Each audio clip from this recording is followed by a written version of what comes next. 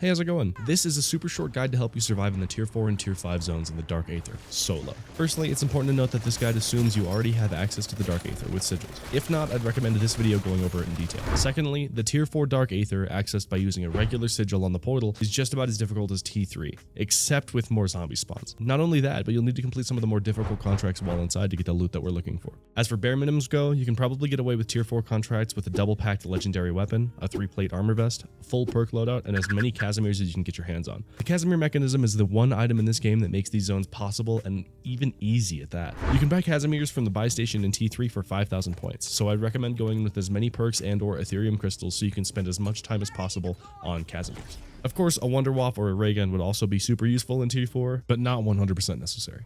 Now, the contracts in tier 4 are super tricky. You have to deal with an Aether extraction, an escort, and an outlast contract. Let's start with the Aether extractor. Head over to this structure to the left of where you spawn and climb to the roof. Grab the contract, then take this route to the first Aether extractor.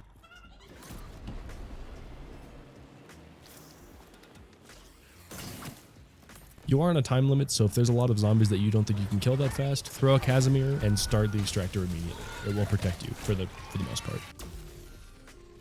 Then take this route to the second extractor to do the same thing.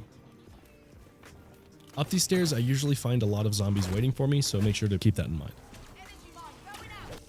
After that extractor, take this route up the ladder, and with this vantage, you can parachute directly to the last Aether extractor. Assess the situation again and throw another Casimir if you need, and that's the contract completed. Then from here you can run over to this ledge to find the second contract, Escort. This one is definitely the hardest of the three, mainly because of how long you have to defend the thing. However, if you've stockpiled enough Casimirs, then this shouldn't be too crazy hard either. Don't be shy here. Use as many Casimirs as you need to get through this. Energy Mine is also a super good shout for this contract in particular because you can throw it at the floor and collect ammo while your Energy Mine will defend the ACV.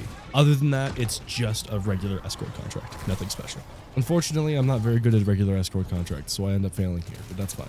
Once you're done with that, head over toward the beach where you'll find the last contract in this bus, which is our Outlast contract. With this one, it's as simple as don't die. If you have any spare Casimirs, monkeys, decoys, or Energy Mine, this is definitely the place to use them. However, if you're good enough with movement, you can probably just run around and survive long enough.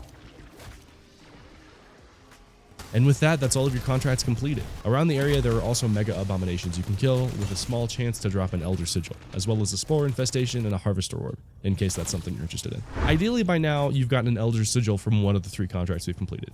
If not, unfortunately, you'll have to keep trying this process until you get one, but once you do, you'll be allowed to go to tier 5. This place is much harder, especially solo. The zombies are even harder than tier 3, and on top of that, you only get 15 minutes instead of half an hour to complete the contract. In my opinion, you should just ignore the Escort contract. The other 2 are way easier and also less time consuming. I'm able to complete these 2 consistently, where the escort is always a toss-up. You'll need to set up similarly to how you did for tier 4, except with way heavier focus on Casimirs. The bare minimums are very similar to tier 4, except you'll 100% need a tier 3 packed legendary weapon instead of a tier 2. Again, with this one, any wonder weapons would be nice here, but it is entirely possible to do 2 of these contracts with only a weapon and a Casimir. You take the same route I outlined before, you should have little no problem completing the contracts in the time given and hopefully secured some schematics along the way. Quick tip for anyone who made it this far, if you take Tombstone in with you, you don't have to worry about extracting, as everything in your inventory will spawn in the graveyard in your next match. Just make sure not to leave the game before you fully bled out while in tier 4 or tier 5. Join the Discord, and that's it for me. See ya.